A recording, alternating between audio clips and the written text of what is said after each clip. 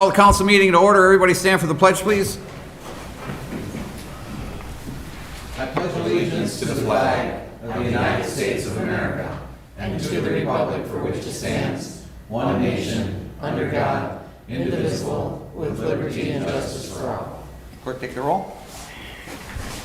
Mayor O'Connor. Here. Morissette. Here. Wakefield. Here. Knudsen. Here. Kennedy. Here. Ruck. Here. Hall. Here. Okay, so first thing up is 2022 financial report presentation. All right. David, I'm guessing you can't hear me.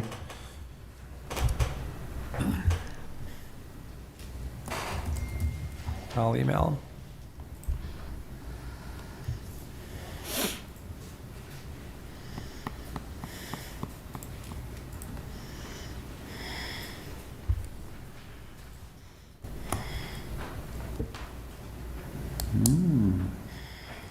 Can you hear us, David?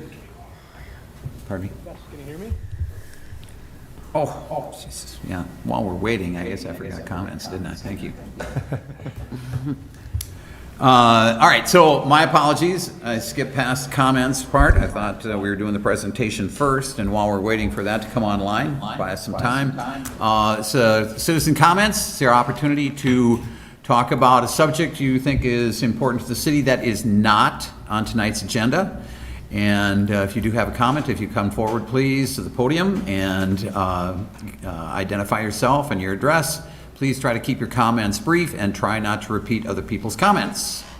Thank you very much, Mayor. My name is Einar Hansen. I live at 716 Vine Street. I office just behind this building at 502 2nd Street. I wanted to talk to you because I wanted to commend you upon the completion of your new parking lot next to this building on the fire station grounds.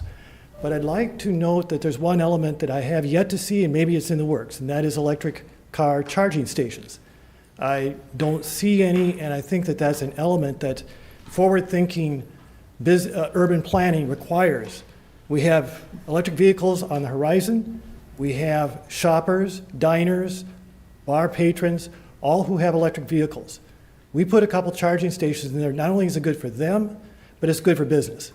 And I think that it would be an easy element to include. Now, maybe you have this already in the works, and I just haven't seen it yet, which I really hope. But if not, I would seriously ask you to consider that. Okay, thank you, Einar. Any other comments? Any other comments? Any other comments? Hearing none, we will close that portion of the agenda. How we doing? We got a connection? I think so. David, can you hear us? I can. All right, you're up. It's on your phone. That's on your phone. Share my No, it's a mess. Hold on. There we go. We're good. All right.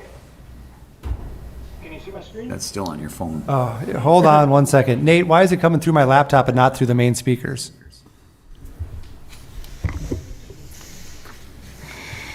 Do you have to turn up the main speakers? Yeah, it's just that echo. Yep, try it again now, though. Go ahead, David. Okay. Can you hear me now? Yes. Yeah. All right. Great. Well, I will proceed then. My name is David Minch. I'm one of the audit shareholders with Kerber Rose. This was our first year working with the city of Hudson, and I'm pleased to report that from our standpoint, the audit went very well. Anytime you have a change in auditors, there's some added difficulties both for us and the clients we work with. But I would just like to say a very nice thank you to Allison and the rest of her team for being very prepared for our audit this year. It was a pleasure working with her and the rest of the city staff this year. I think the results of that you'll see as we go through some of the highlights of the audit tonight. So we're going to take kind of a 10,000 foot view at the overall financial highlights of the city for the year ended December 31st, 2022. There's two documents that are issued at the conclusion of the audit. The larger of the two documents, I'm not sure if you have the hard copies in front of you, but that is the annual audited financial report, and the smaller of the two is the management communication letter. We'll start by going through the audited financial report. The First page that we're going to look at is on printed page number 1. That is the independent auditor's report. Essentially, this is why the city has an audit done, and that is to receive an opinion on your financial statements. The second paragraph here states that in our opinion, the financial statements referred to above present fairly in all material respects. The respective financial position of the governmental activities, the business type activities, the discretely presented component units, each major fund, and the aggregate remaining fund information of the city of Hudson. So in other words, this is a clean or unmodified opinion. This is the highest level of assurance that we can provide on a set of financial statements. And the rest of our opinion just talks about the other information that's presented within this audited financial report. And it basically states that we do not have any issues or concerns with any of the other information presented within this document. The next page we'll jump to is printed page number 8. This is the balance sheet for all of the city's governmental funds. It has the major funds listed here. It's on page 8 and 9. It's got all the major governmental funds and then a column for non-major governmental funds in the aggregate. A couple things I wanted to point out here. At December 31st, 2022, the general fund ended with a total fund balance of about $5.8 million this year, of which 5.1 is considered unassigned. The unassigned portion is really the city's operating reserves to fund operations of the city throughout the year. So I'm going to go into a little bit more context on the next page that we look at here in regards to that unassigned fund balance. But overall, the general fund had a very strong year. It's sitting very well from an operations standpoint. And then if we look at page 9, this has the total fund balance for all of the governmental funds. At December 31st, the total fund balance was about $14.3, almost $14.4 million this year. And I do just want to point out, since we are presenting comparative prior year financial information here, you can see that there is a decrease of a little over $3 million this year. But that decrease was a planned decrease, and it's largely due to your capital projects fund. The reason we saw such a large decrease was that there was debt issued in 2021, and a lot of those projects and those expenditures that were incurred simply did not happen to the following fiscal year, so they occurred in 2022. So I just wanted to point out, don't be alarmed by this decrease. It was a planned decrease, to spending down those long-term debt proceeds that the city saw in 2021. The next page we'll look at is the statement of revenues, expenses, and changes in fund balance for the governmental funds. In other words, this is the income statement for the governmental funds. For the current year, the general fund ended with a positive increase in fund balance of about $713,000. This increase was largely due to closing out the ambulance fund, which is a proprietary fund, and moving that activity or that residual balance over into the general fund. There really wasn't any significant activity at the end of the year, so we moved the results or the remaining residual balances from that account into the general fund. But regardless, the general fund still had a very strong year this year. I mentioned that the general fund has an unassigned fund balance of about $5.1 million at December 31st. And as auditors, we like to kind of benchmark and compare that to what your total general fund expenditures were in the given year. There was about $12.2 million in current year expenditures for the general fund. This leaves that unassigned fund balance as a percentage of general fund expenditures of about 42.3%. From my standpoint, this is a very healthy unassigned fund balance. We typically like to see anywhere from 30 to 40%. It just allows the city to cash flow throughout the year, and then also, take advantage of any significant projects that might come up or increase operating expenses throughout the year. So the city's done a very good job, managing its finances within the general fund over the past couple of years to really build up that fund balance. So you guys are sitting in a very strong position. I mentioned the capital projects fund, and on this statement, you can see that there was a decrease of about $3.1 million this year. Again, that's a planned decrease since you incurred or you recognized the long-term debt proceeds in the previous year. Excuse me. And then overall, for the total fund balances this year, it did decrease about $3.4 million. Again, largely due to that decrease in the capital projects fund. The next page we'll look at is page 14. This is the statement of net position for the proprietary funds or your business type funds. This statement here shows the water and sewer utility. At the end of the year ended December 31st, 2022, the water utility ended with a net position of about $34.2 million, whereas the sewer utility ended with about $13.6 million. The largest component of that makes up the net investments in capital assets. So that's your net outstanding debt less any related long-term liabilities related to that. But both of those ended with a very strong net position for the current year. And then you can see the total net position is about $49.4 million for the proprietary funds. Looking at the statement of revenues and expenses and changes in net position for these proprietary funds, just to reiterate, essentially this is the income statement for your enterprise or proprietary funds.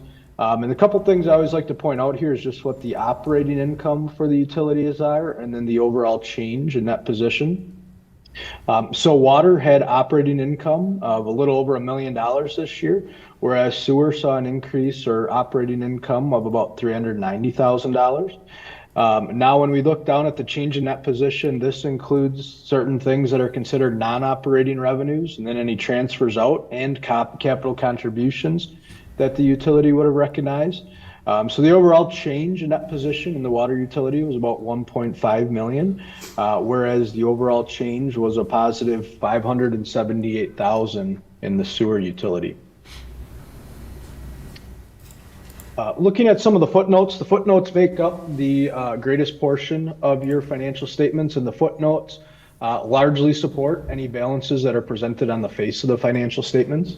But the one thing I just wanted to point out here is in regards to the city's current long-term debt. The governmental funds have about just over $25 million in long-term debt outstanding, whereas the enterprise funds have about $12.8 million. This is significantly under your legal margin for new debt. That is approximately $117 million this year. So the city's sitting very good from an overall debt perspective, well under the legal margin for new debt or total outstanding debt. So just wanted to comment on that, as I think that's really important to evaluate. Whereas right now, a lot of municipalities are looking towards having to do some increased borrowing as the costs of any capital improvements are coming in substantially higher than they would have in previous years. The next page we'll look at is page 63. This is the budget to actual schedule for your general fund. You can see on here that the city budgeted for an increase of about $435,000 in the general fund. I've already mentioned that the general fund, increased about $713,000 this year. So it actually came in better than what we budgeted for during the current year. And if you look at this, you can really see that, one thing that I always get questioned on is, well, we're over budget in our expenses. Is that bad? It's never bad to be over budget in expenses. Here, it's pretty easy to see that you are over budget in expenses largely due to being over budget for your revenues. So oftentimes as you see an increase in revenue, you will see an increase in expenses, as your expenses typically match your revenues to some extent. But looking at this, it's never bad to be over budget as long as you can explain why you were over budget on certain things. And I didn't see anything, alarming when we were working on the audit or when I was preparing for this presentation here today. So a lot of it is just largely reflects the fact that there was significantly more in expenses in revenue in the current year. The last statement that I just wanted to point out here is back on page 66. This is the combining balance sheet for all of those other non-major governmental funds that the city has. And this is as of December 31st. So I'm sure the city has plans or possibly has even spent a significant portion of their remaining ARPA funds. But at December 31st, there was just under $850,000 in unearned ARPA dollars that the city received. It's considered unearned revenue because on the grant recognition principles, if you don't incur expenses related to this by a given point in time, ultimately you have to pay that money back. So as you incur expenses related to these this ARPA revenue, that's when we recognize the revenue at that time. And the rest of this financial statements just has some additional supplementary schedules that largely follow what we've already talked about at the front end of the financial statements. So with that, does anybody have any questions on the financial statements themselves? Any questions? Hearing none, we'll move over to the management communication letter. Basically, this is an overview of how our audit went. It reiterates the things that we said we would do that were in our engagement letter that the city signed for us. But just a couple things I wanted to point out on here. In this letter, we do disclose certain financial or significant estimates in your financial statements. GASB standards allow us to consider certain things estimates. So if things change, we don't have to do a restatement. We can handle them prospectively and move forward. So I always just like to point that out. It talks about that we did not have any difficulties with management performing our audit. It does state that there were a couple corrected and uncorrected misstatements identified throughout our audit, and anything that is not corrected, it's considered an uncorrected misstatement because it isn't material to the financial statements, so we pass on recording that. But the later part of this report talks about the internal control over financial reporting. As auditors, we're not required to audit your internal control, but we're required to take it into account while we're planning and performing our audit. And with that, anytime we identify certain deficiencies, we need to evaluate it to see if it meets the definition of a material weakness, a significant deficiency, or simply an other matter. We do have two findings that we consider to be material misstatements, and these are pretty consistent with what the city has received in the past. The first finding is material account adjustments. The city has an audit done to make sure that their financial statements are prepared in accordance with both the governmental accounting standards and also some regulatory basis of accounting related to the PSC reporting for the water utility. So with that, we post a number of adjustments to assist the city to make sure that their financial statements are prepared in accordance with the requirements. So some of those adjustments, which are largely due to recording of the WRS liability and some of the OPEB liability, and then also some capital assets, are material to the financial statements. So we do just bring that to your attention. Those are things that we intend to work with Allison on in the future to hopefully eliminate that finding going forward. But overall, nothing to be concerned. There wasn't anything materially, incorrect that we, could not work with Allison and figure out what needs to be disclosed here. The last finding is the financial reporting finding, and the city simply receives this finding because you contract with your auditor to assist in the preparation of the financial statements. Standards changed a couple of years ago, and they simply stated that as management, you're required to prepare these financial statements, and if you can't, you either have to contract with a third party to prepare them for your auditor, or you simply receive this finding if you do contract with your audit firm to prepare the financial statements. So I always just like to treat this as a reminder to the council and all the boards that I present to that even though we assisted with the preparation of this financial statement report, you are ultimately responsible for the fair presentation as management. One other matter that we just wanted to bring to the council's agenda is that the city currently has a capitalization threshold of $1,000 for recording financial or capital assets within their financial statements. Common practice and a thing that we would recommend doing is that the council considers increasing that to $5,000. Having a capital asset listing and recording in your financial statements is not intended to serve as a tracking of all of the capital assets. This is simply for financial reporting, and it makes it a lot easier for the city staff to work on identifying those capital assets throughout the year. So just one recommendation that we have and we wanted to bring to your attention. The rest of the management letter just has all of the financial audit entries that we assisted in posting throughout the year, and then also our past adjustment that we noted this year. So with that, does anybody have any additional questions for me? Anybody? Doesn't look like David. Thank you very much. Appreciate it. Hearing Sure, none, no questions? If anybody does have any questions, feel free to contact Aaron or Allison, and they can get their questions over to us. We'll happily answer anything that comes up. But again, it was a pleasure working with everyone at the city this year, and I look forward to working with everyone going forward. Sounds good. Thank you, David. All right, thank you much. All right, take care. Bye. All right, next up. Public hearing for ordinance 11-23 to rewrite chapter 255-17.1 through 255-17.10 in the City of Hudson zoning code. So this is, I'm still getting kind of an echo here, aren't we?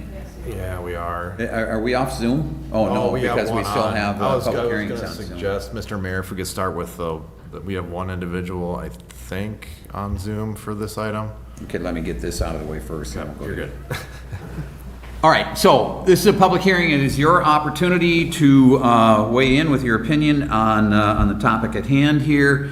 If you do have a comment, please come up to the podium and identify yourself, your address, and try to keep your comments brief. Try not to repeat other people's comments. As far as Zoom, pretty much same thing, but we will start with Mr. Erickson. Is that right? Grady, are you here for the public hearing?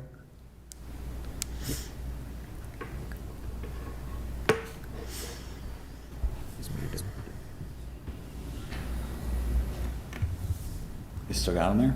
He's still on, but we can just take people. Grady, are you there? Do it again. Pardon me? I saw his name before, but. All right, well, maybe he'll hop in. We're trying to get him done first so that we can try to get rid of this echo coming in from the Zoom connection. But is there anybody in the audience that has comment? Einer, welcome back. I know it's going to sound like a broken record for me to be back up here again, but Einer Hansen, 716 Vine Street. I think that the Cedar Corp has done a really nice job on their work in cleaning up language in the zoning ordinance for the downtown overlay district. But I do think it can be improved with 2 points. One point is that when I read through the draft, it reminds me of the Pirates of the Caribbean, where Barbarossa says that the code is more what you'd call a guideline than actual rules. Over and over again, 9 times in the design standards, it says that the planning commission can simply do what they wish, if they choose. And I don't think that's what you want. I think if you're going to think through this and have design standards, you should have design standards, not ones where the planning commission can do what they wish, which over and over again in this draft, it provides that they may do. Illuminated signs, for instance. High-intensity LED lights are discouraged unless the planning commission is convinced otherwise. And then what are you doing? You're simply turning over to the best orator on behalf of an applicant to convince the planning commission that they should do otherwise. I think the Cedar Corp needs to go back and it needs to say, listen, what is our vision? What most fits with what we want for a downtown look, and not simply put it on the back of the planning commission, because frankly, that's a lot of pressure on the planning commission. They need to have something that they can simply point to and say, no, we can't do that, in the face of some very persuasive applicant. The second point I'd like to make has to do with the appeals section. The appeals section at the end of this draft allows an applicant who does not get what they want to come to you and ask for you to rethink what the Planning Commission has turned down. But nowhere in the appeal section is there anything for a person to say that it should not have been granted. In other words, if I'm the neighboring owner and I really don't like what the Planning Commission has done, there is no provision that's reciprocal to what a frustrated applicant can do to come to you and say, listen, they have approved something that really is not going to meet with the look that you want to have in downtown. To go back to my first point, there is one thing that is troubling too, and that is that in the use section, so there's a use section and there's the design standards section. At the very beginning of the use section, the Planning Commission and the Common Council is given the opportunity to simply approve a use that is not otherwise allowed under your zoning code. Well, that sounds an awful lot like a variance, or it sounds like something where you're rewriting the zoning code as you go. I really don't think that that's something you want to have. You should say what your uses are approved and follow by it. Not simply say that if we think it's similar enough, we can do something different. Those are my comments. Thank you so much for your time. Steiner. I just want to make one point here, clarification. Yes. The Plan Commission has no authority. All they can do is make recommendations to the council. Thank you So, very much. and that's, I mean, they do, and I just want to make sure that before we get other people commenting, thinking that the Plan Commission has the ability to approve or disapprove of projects or variances, they don't have that authority. And that's a very good point. I only wish to note, though, that you delegate to them the hard work of looking over this. And I think you will make that hard work easier by having some solid standards rather than the kind of discretion that's built in. Sure. But thank you for that clarification. Okay, yeah, thanks. Any other comments? Any other comments? Any other comments? Move to close the public hearing? Second. Got a motion and a second to close the public hearing. All those in favor? Aye. Opposed? Motion's approved. Public hearing is closed. Ordinance 1123 to rewrite Chapter 255 to dash 17.1 through 255 dash 17.10 in the City of Hudson zoning code. I just want to make one thing clear here tonight. Bob, I know you're here. At the Plan Commission, when we met, one of the things that I had asked for was a history of NR 118, and I want to make sure that we have that tonight.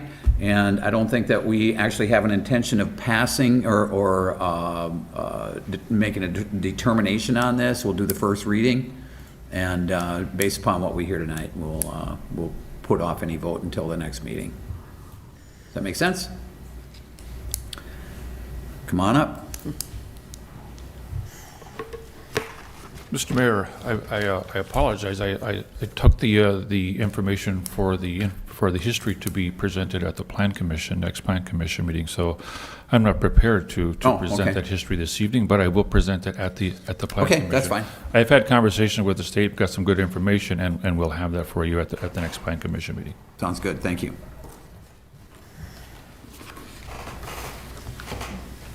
All right, so just this first reading of the ordinance. Anybody on this? I'll make the motion for the first reading. Second. Motion is second, first reading on, I'm not going to repeat it, but this ordinance recommendation on the agenda. Any discussion? Yeah, I got a couple of comments from constituents. The first one was, planning and zoning can be obtuse and a challenge to report on. My question is whether the changes impact ADA and building accessibility. I've seen too many downtown restaurants escape accessibility guidelines in context of major remodeling. My concern is changing in P&Z will make it easier to evade the accessibility offered by ADA. Can you comment on that?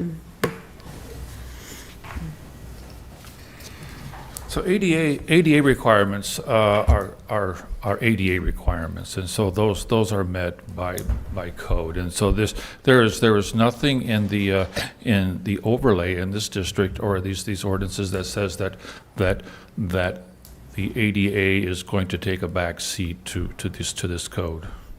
Okay, so this is already in code, so we don't have to This is beyond what address we're it. doing Okay. here, yes. All right, then, the next question was jurisdiction.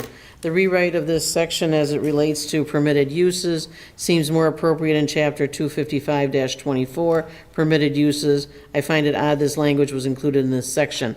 I believe this opens the door to a lot of subjectivity depending on who might be reviewing the submissions. Permitted uses seem to be an entirely different topic than the downtown overlay district certificate of design review, which is what this chapter seems focused on. I recommend removing the proposed language and reviewing it in the 255-24 permitted uses chapter. What did you think about that? I did get that comment from staff, and I believe that there's maybe some misunderstanding in terms of what's happening. So the underlying zoning is always in play, and the underlying zoning has what's permitted uses and what's not permitted. And then there are some standards that go into it with the overlay district that's in addition to there. Staff, we're currently working on the looking at those permitted uses to update those to be current with maybe what's in play now, and some of them may be out of place. This may not be, you may not be aware of this at the council level, but at the plan commission level, the entire ordinance is being rewritten. And this overlay district was important enough that staff and we also believe that this should come ahead of the rest of the ordinance.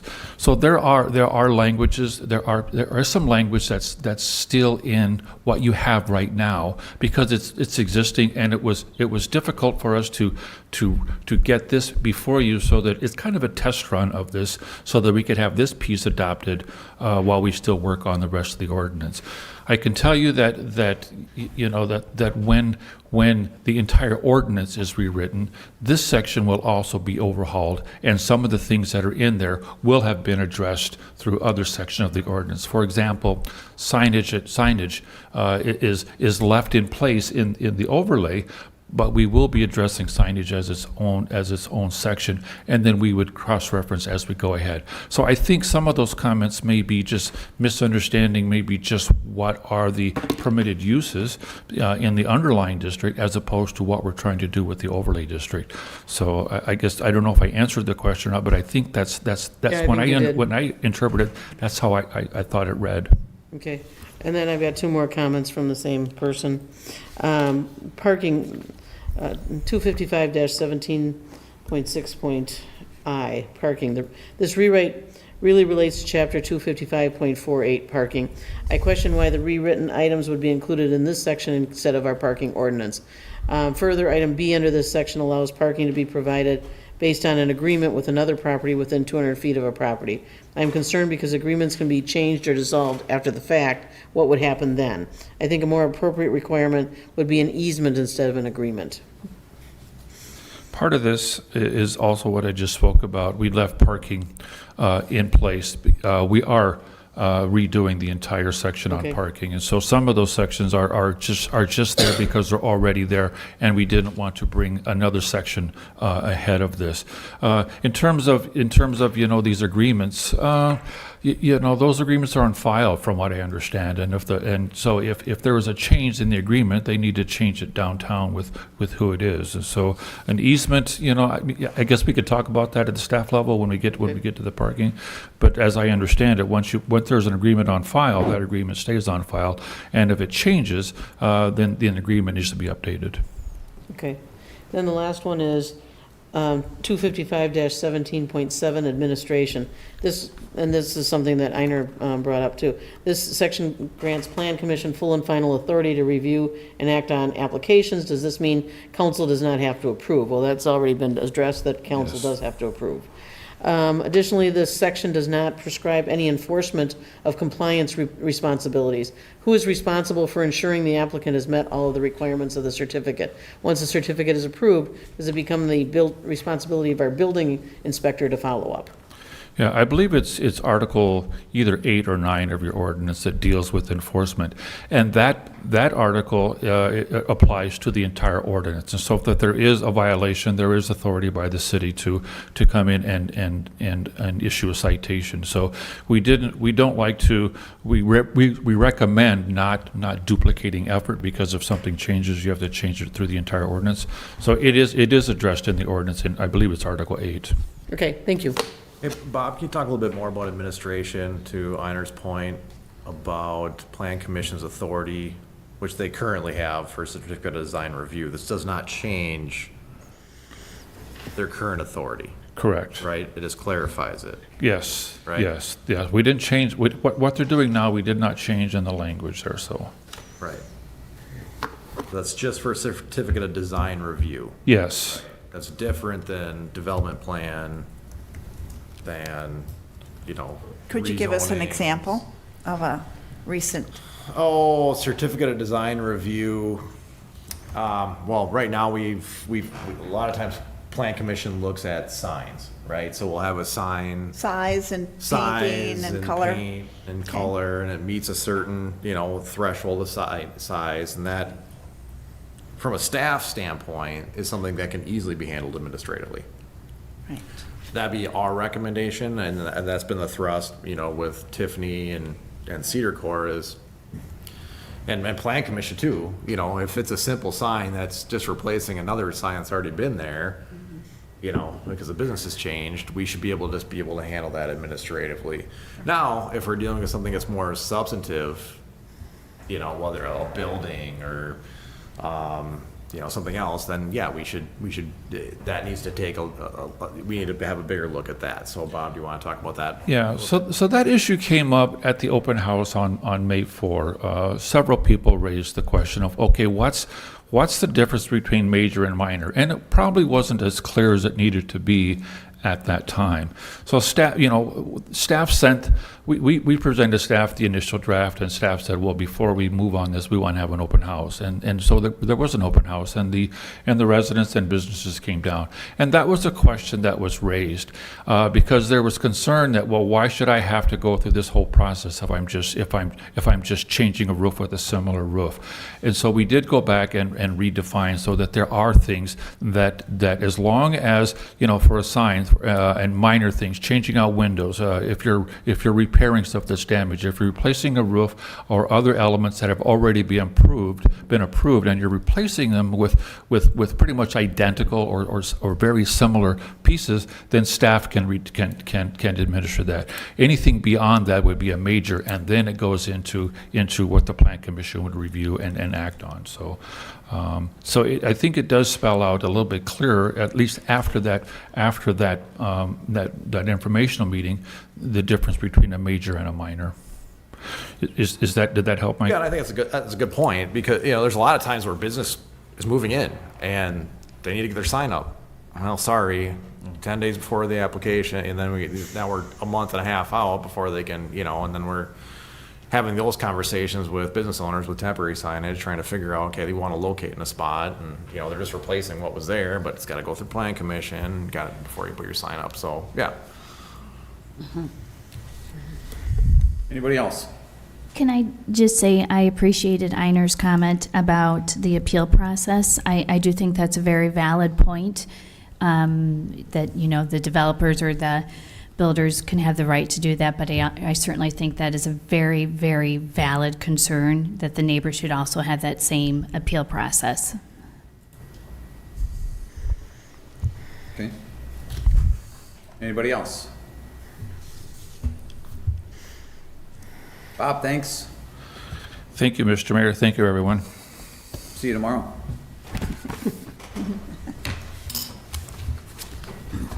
Consent agenda. We have to vote. I beg your pardon? We have to vote. Oh, that's right, I forgot. Well, they were just on the first reading. Yeah, I apologize. All right, all those in favor? Any further discussion on that? I wanted to ask a question about the former Downtown Overlay District Committee.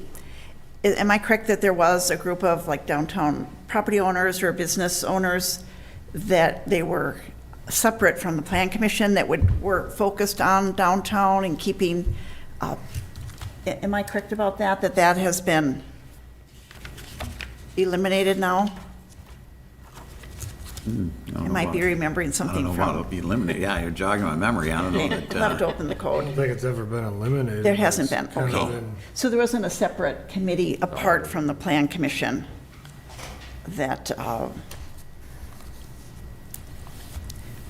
okay, I guess I'm incorrect in that. I'll have to bring it back again another time if I can find it. Okay. Sorry about that. Okay. Anybody else? All those in favor? Aye. Opposed? Motion's approved. We good?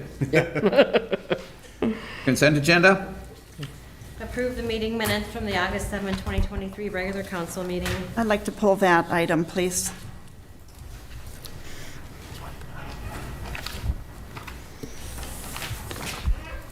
All right, approve claims in the amount of $1,154,403.26. Approve Hudson Chambers Spirit of St. Croix Art Festival. Approve conditional use permit to operate a boarding house in an RM1 multiple family residential district at 1320 Wisconsin Street, Christian Community Homes and Services, Inc. Approve River Valley Deer Management. Would you pull that, please? Approve the Williams Park restroom plans and authorize ad for bid. Approve the purchase of 2 traffic data collectors in the amount of $6,630. Approve the complete streets policy.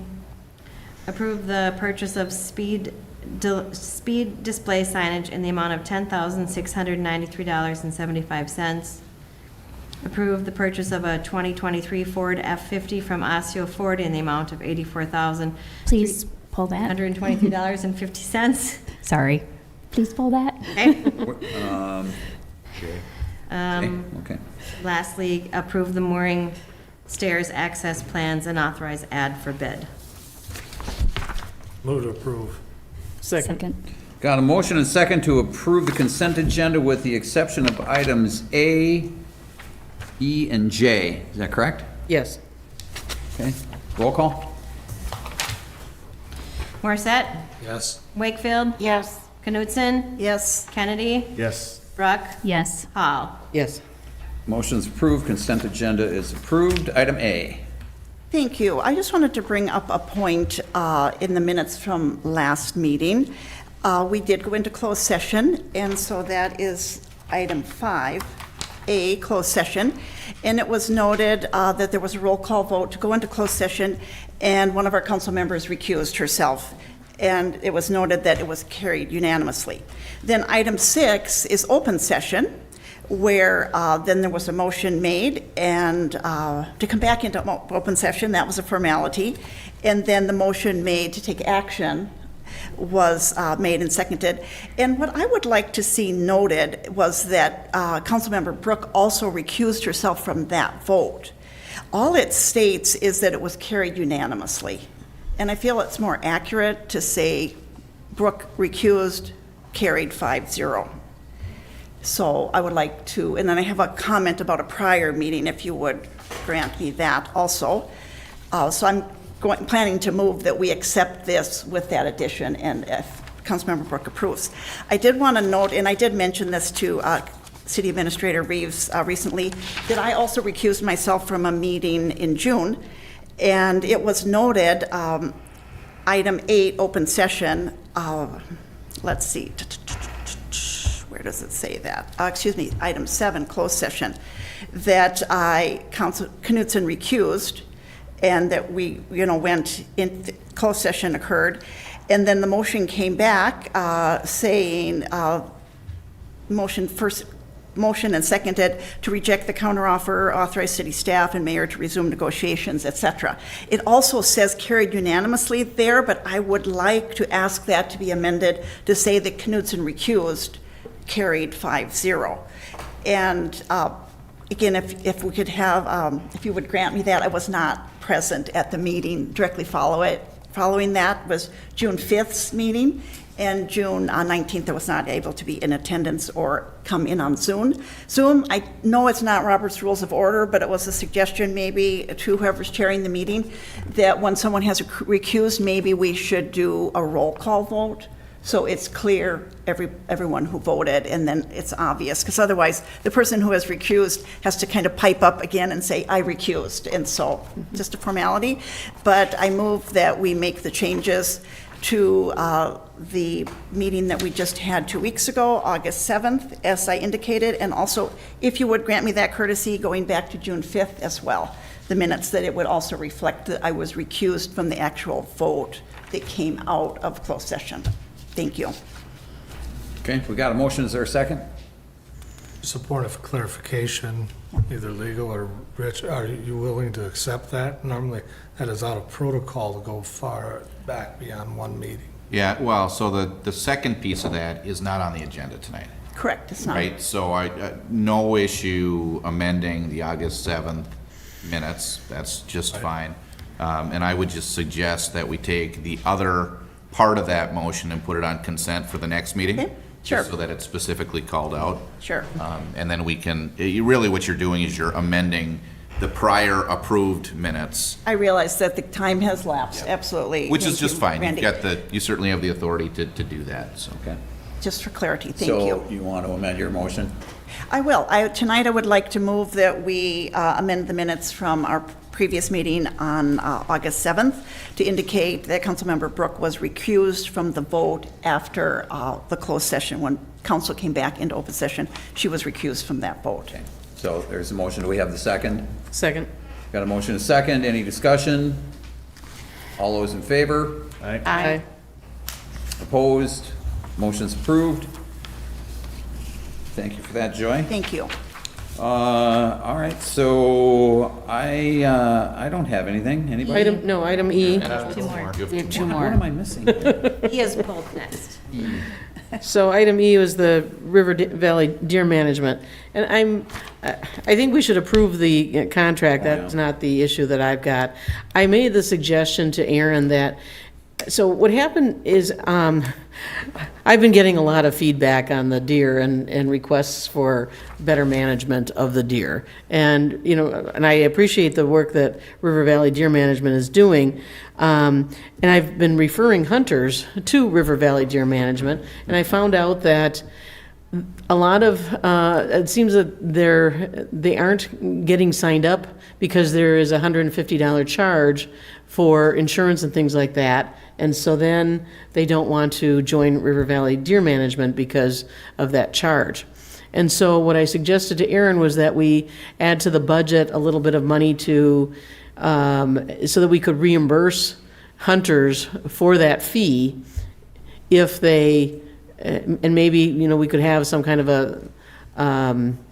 a quota or something that they would get reimbursed after they got 2 deer in the city or something like that, so that they don't carry the cost of of joining River Valley Deer Management and having that yearly fee on there.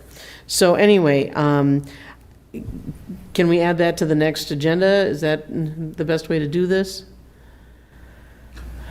Or should we send it to to public safety? So I'm not fully understanding this. So Mr. Faya is asking to once again come in and do the hunt. Mm-hmm. And have you been in touch with him, or? No, I've only been getting information through Aaron, so he's been doing the review on this. And Lana's having a hard time recruiting hunters? Well, I don't know how many deer they get, but they're not getting a lot of deer each year, and they're reproducing much faster than. I thought, and forgive me, but I could be way off on this, but I thought that there was a limit imposed on them by us as to like how many they could actually harvest. I talked to the DNR, and they said that they've got lots and lots of tags available, and they're happy to give out tags to hunters who are qualified to hunt. Rich, I don't believe we ever had a limit on it. No? Okay. No. And so who oversees this? I mean, we're contracting with Lon. Would they not be working with him, or are we just gonna So- allow hunters to go out throughout the city as long as they've got? I would say that what we would do would be to add some money to probably the police department, since it's come through with public safety, where they would bring proof of their, the deer that they've killed, and then if they've got, say, 2 deer, then they would get reimbursed that $150 fee, so that they wouldn't have to pay that fee themselves, so that the city would reimburse them I for think that. the issue, though, is that I hear from Councilmember Hall is not that there is a lack of interest, but that there is interest, but the program imposes a fee of $150, which creates the barrier. Correct. Is that right? I mean, Yes. you have people that are interested, but they don't want to pay $150, and so you're suggesting Correct. a city-funded pool that would reimburse folks who help control the deer population. Yes. And then they would essentially have their fee reimbursed by the city. Correct. My question though is, are they, I mean, we're talking to Lon. Right, he needs to still manage the Are group they, of yes, hunters, are they? I think. Yeah, so he would still have, and we're not just gonna let hunters others. loose throughout the No, city. oh, no, they would still have to go through this contract. Go out there with the ball. I have a Any how do we 5-year-old can get, City council day, everyone. All right, just so long as there's some organization, supervisory organization who's out there and win. Right. That's what Right. the fee was intended so, to so they cover. would pay the fee to Lon's organization, Okay, and then we would reimburse them for that fee. okay. So I'd like to, so should that go to public safety first, or? That's a good You've idea. been trying to jump in, go ahead. I just, when you say they would have proof of the, I mean, how do we know that the deer resided in Hudson? Well, they would have to show where they actually took the deer. Well, the tag would be for, I mean, zone. The zone, yeah. I think it's clear we need to talk this out, so I would recommend public safety. Okay, then Okay. And have let's move it to Lon public safety. invited to Sure, the meeting. okay. Okay, I'll make the motion to approve the contract. We got a motion to approve, is there a second? Second. Motion is second, any further discussion? All those in favor? Aye. Aye. Opposed? Motion's approved. Approve the purchase of a 2023 Ford F-450 from the Osseo Ford in the amount of $84,323.50.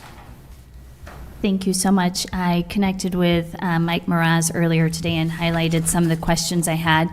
I pulled this as a result of getting feedback from a variety of residents. One, kind of piggyback on some of the comments from Einer, just a real shift to clean burning vehicles, and recognizing that there's going to be a change, also recognizing that hybrid and electric are not available in an F-450 or anything greater than an F-150. So my questions are as follows. Why, can you tell us a little bit about what the 450 is going to be used for? Have we considered getting a used vehicle, just recognizing that that switch to hybrid or electric will be in the near future? And then also just looking for a little clarification on how we manage it when the local dealership's bid is so much higher. Kind of when do we give priority, or how do we go back and give Hudson an opportunity, or kind of what's that percentage? So I'll answer the first question first, or the last question first. So in our procurement policy, we have language in there that says if a local bid is within 2% of the low bid, we have the authority to go out and accept that. Seeing that the bids that we got back, or the quotes that we got back, were substantially outside of that, and very, very high. I did not approach Hudson Ford to any type of renegotiation. So, but the 2% is kind of that number that we've typically followed, and is what is in procurement policy. In regards to the used pickup or heavy-duty truck, in my past experiences, when you're dealing with heavy equipment or heavy trucks, I purchased some when I worked for the city of New Richmond and for the city of Wabasha, is you are more than likely getting somebody else's junk. And so, you know, we get it, and then 2 months later, we're sticking $10,000 into that unit. And by that time, You might as well go out and buy the new one, have the warranty, so on and so forth. So I have no problem buying used pickups for seasonal staff or for myself to drive around town for our engineers. Those are manageable pieces of equipment where the repairs aren't as spendy.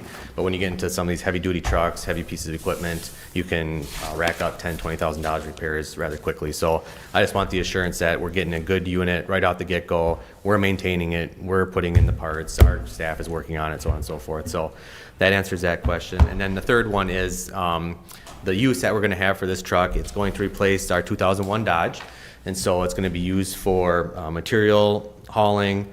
We're going to use it for alley plowing, so we'll need to have a larger payload for the wintertime. 3 tons of salt is like 6,500 pounds, so any type of hybrid or electric vehicle out on the market right now doesn't have anything close to that payload amount. And then secondarily, it's going to be hauling around our track skid steer for our pond mowing maintenance that we do sporadically throughout the summer and fall. And so we need that heavy towing capacity because the skid steer and the trailer itself can weigh anywhere from 9 ton to 10 ton. And so right now I think the highest hybrid vehicle pulls only like 12,000 pounds, which is 6 tons. So we need that towing capacity to haul our equipment around town. So I do think it's in the near future as they're working on semis, so as it does become available, just that we make sure that that's at our forefront, certainly as we think about how our comprehensive plan has talked about that green infrastructure. I know we're not there yet, just wanted to make sure we're mindful. Yep. So with that, I move to approve the purchase of the F-450. Second. Got a motion second to approve. Any discussion? All those in favor? Aye. Opposed? Motion's approved. There we go. All right, I don't have anything. Anybody? And future agenda, and I talked with Mike Johnson about this, the sad state of how our sidewalks in our downtown area are and how dangerous they are. And I'd like to have that addressed and come up with a plan of attack. And I know it's gonna cost money, but those sidewalks are terrible. So isn't that like Public Works? If you want to send it there, but Yeah. overall, Okay, there's holes. yeah. If you have specific streets or, please. The west pass side for sure, from Vine Street all the way to Commercial. You could probably go every street in downtown. But we have so many visitors downtown. Yes. Someone's gonna snap an ankle. Yeah. Absolutely. Okay. Second Street. Just talk about the downtown overlay district as a whole. Sure. Public. It's already been defined boundaries, so Whatever. We need to address the issue, not complicate it. Okay. Anybody else? Move to adjourn. second. Got a motion second to adjourn. All those in favor? Aye. Opposed? Motion's approved. We stand adjourned. Thanks, everybody.